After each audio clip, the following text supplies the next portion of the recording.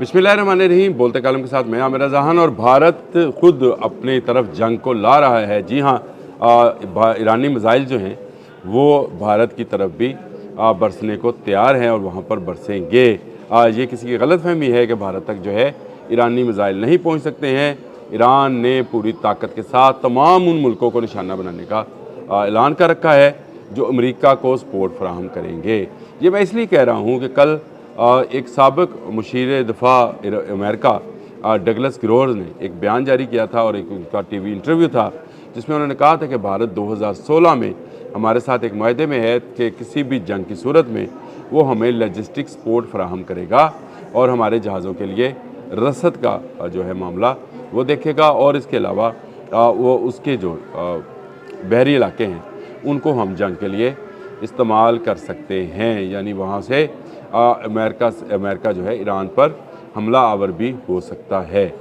ये वो मामला है जिसको लेकर जो है इस वक्त मोदी जो हैं वो काफ़ी परेशान है क्योंकि अमेरिका के साथ माहिदा 2016 में हुआ था और उसका जवाब उन्हें आज 2026 10 साल के बाद मिलेगा। इस माहिदे के तहत जो है अमेरिका कोई इनकार नहीं कर सकता, लेकिन दूसरी तरफ ईरान है और ईरान के पास ऐसे बैलिस्टिक मिसाइल्स हैं जिनसे उसने इस वक्त इसराइल को भी थर्रा रखा है, डरा रखा है। और इन मिसाइल की गूंज जो है वो अब भारत में सुनाई दे रही है और इनके धमाके जो हैं अनकरीब आपको भारतीय साहली शहरों में नज़र आएंगे। मैं आपको साथ के साथ साथ एक जदूल सा देता हूँ जो एक तस्वीर है जिसमें बताया गया है जो मुख्तलिफ इंटरनेशनल मीडिया ने बशमूल बहुत सारे मीडिया हाउसेस ने दिया है कि ईरान के पास जो इस वक्त के बैलिस्टिक मिसाइल्स हैं जिनको मीडियम रेंज बैलिस्टिक मिसाइल कहा जाता है MRBM, ये जो मिसाइल्स हैं ये भारत तक जाते हैं और भारत का बहुत सारा इलाका जो है इनको कवर किया जाता है। इसमें जो ब्लू लाइन आप देख रहे हैं ये सिर्फ रशिया, टर्की और इज़राइल, इजिप्ट और यूरोप के कुछ इलाके जो हैं इसकी लपेट में आते हैं। ये कौन सा मिसाइल है और ये कौन सा मिसाइल जिसको चलाकर जो है ईरान भारत को खाया हुआ भुस बनाएगा? सज्जील। और ये इनको ये जो है ये 2500 किलोमीटर का इसकी रेंज है और ये एक ऐसा मिसाइल है जो कि भारत के हर कोने में जा सकता है। इसके अलावा भी भारत के पास हमशेर 4 और 5 हैं। ये बैलिस्टिक मिसाइल इससे ज़्यादा यानी 4000 किलोमीटर की रेंज रखते हैं।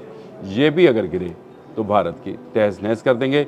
भारत खुद मौत को दावत दे रहा है। भारत कभी किसी ज़माने में ईरान का बहुत अच्छा अलाई रहा है। चाबहार की बंदरगाह को डेवलप करना चाह रहा था ग्वादर के साथ ताकि ग्वादर की बंदरगाह को फेल किया जाए, लेकिन हुआ क्या, अल्लाह को कुछ और मंजूर है। अल्लाह ताला ने जून 2025 में ईरान और इज़राइल की वार शुरू कराई जिसमें भारतीय जासूस जो हैं सामने आए और उसके बाद भारतीयों को ईरान से निकल जाने का कह दिया गया और चाबहार की बंदरगाह पर $5 अरब की सरमायाकारी भारत की डूब गई।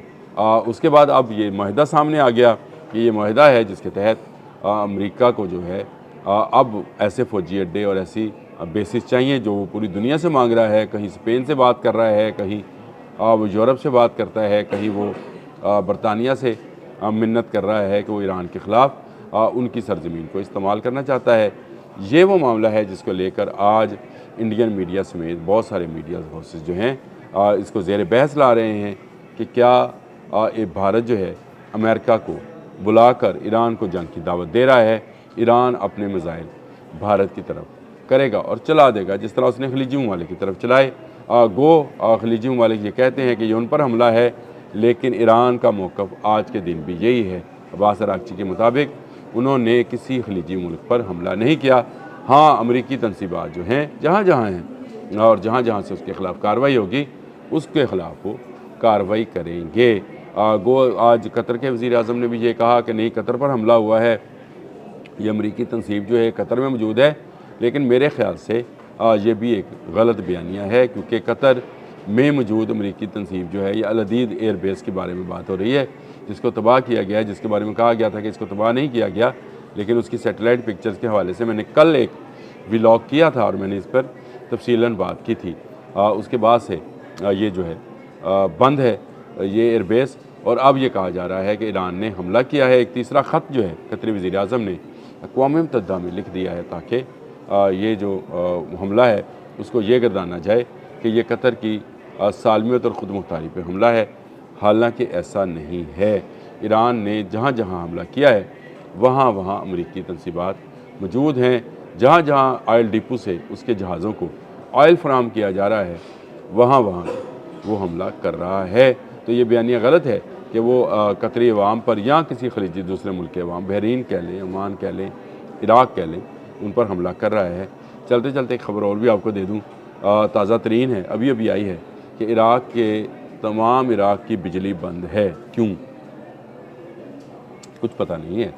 پورا عراق اندھیرے میں ڈوبا رہا ساری رات بھی، اور اس وقت بھی بجلی بحال نہیں ہو سکی ہے، اور اس کی وجہ کیا ہے ابھی تک اس خرابی کی کوئی تفصیل جو ہے وہ بھی سامنے نہیں آئی۔ کیا ایران نے ان کے پاور سٹیشنز جو ہیں ان کو تباہ کر دیا ہے، یا کچھ لوگوں نے جان بوجھ کر ان میں خلل ڈالا ہے؟ اس کی تکنیکی خلل کے باعث یہ بجلی بند ہوئی ہے، لیکن عراق کی بجلی بند ہے۔ میرا معاملہ اس وقت عراق نہیں ہے، بھارت ہے جو اس جنگ میں کودنا چاہتا ہے، اور یاد رکھیں نریندر مودی اب اس سے پیچھے نہیں ہٹ سکتا۔ وہ چاہتا ہے کہ وہ امریکہ کے ساتھ اپنے تعلقات کو مزید آگے بڑھائے، اسی لیے وہ اسرائیل گیا تھا۔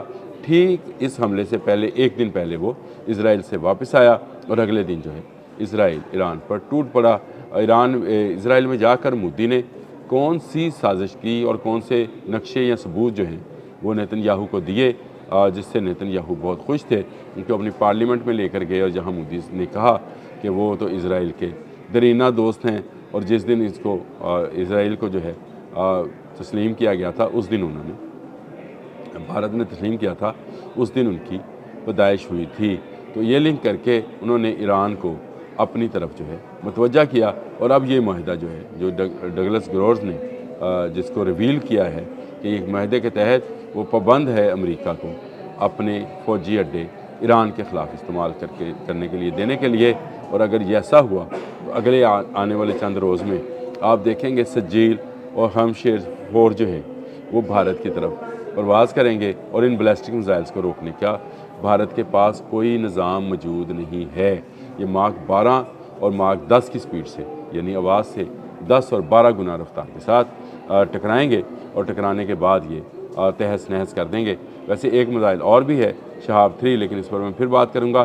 اس وقت سجیل اور ہمشیر 4 جو ہے یہ وہ میزائل ہیں جو بھارت میں جا کر لگ سکتے ہیں۔ نریندر مودی کی جو ایران کے لیے کھودا گیا گڑھا تھا اس میں خود ہی گرنے والے ہیں۔